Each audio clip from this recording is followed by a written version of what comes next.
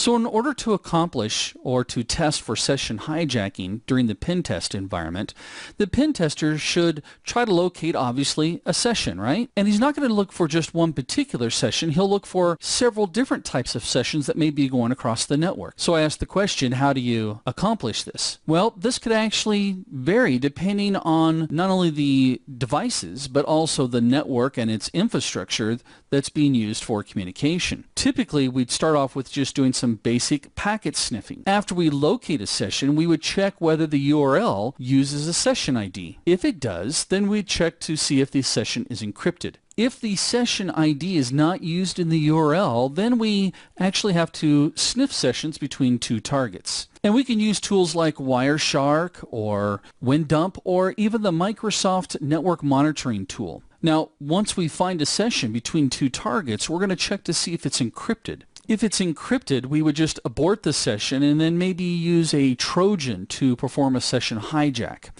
If it isn't encrypted, then we try to see if we can get a hold of the session ID or if it's recoverable. Now, if you're not able to recover the session ID from the unencrypted session, we could use tools like OWASP's ZAP, which is the Z attack proxy, or Burp Suite, or Hijack. So our next step would be then to see if the session ID is URL encoded. It could actually be URL encoded, HTML encoded, Unicode encoded, base64 encoded, hex encoded, and I may have left out a couple of other different types of encoding, but basically if it is, we want to see if we can crack that session ID. Again, usually the session IDs are responsible for authenticating your users. If you're able to actually recover the session ID of an authenticated user, all you have to do then is inject yourself between the victim's machine and the remote machine and use this unauthorized connection for your own purposes, or in this case here, testing to see if it can be done. Now, if by chance you're successful at cracking the session ID encryption, or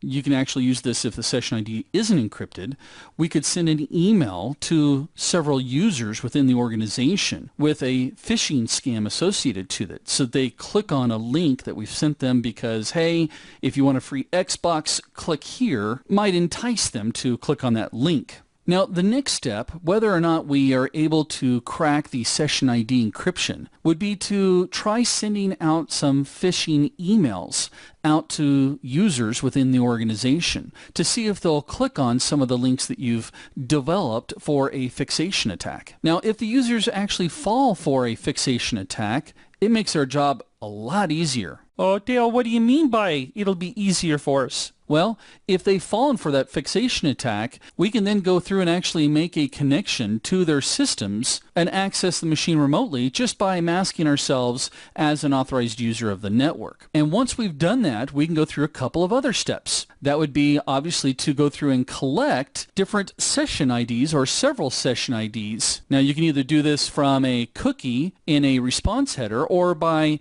matching regular expressions against the response body. After we've collected several session IDs, the next step would be then to break out our crystal balls and see if we can predict the new session ID, because we should see a pattern based off all these session IDs that we've collected. Now, if we're able to predict the new session ID and find out what the current session ID is, then we can engage in a replay attack.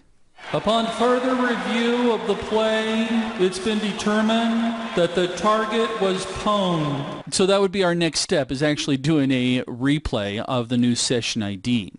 And how this takes place is that we just simply copy the stream of the message or the session IDs between the two parties and then replay that stream to one or more party. Now, if the target isn't protected, then it will actually accept the stream as a legitimate session. So all we would have to do is check to see if we established a connection.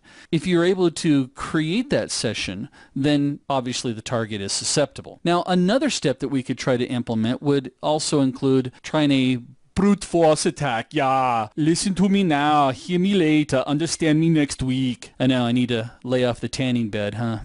Brute force, all we're doing is exactly what it sounds like, is we're going to try all possible ranges of values for a session ID until we actually get the correct one. Now, this does involve us making thousands of requests using all the randomly generated session IDs, but it's very time consuming, so it's typically used as a last resort. Now, regardless of how we're able to, or if we're able to implement this type of an attack in our pen test, you all know what the next step is, right?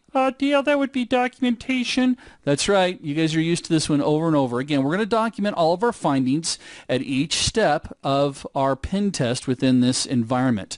And we're going to use this again for analysis and also future references.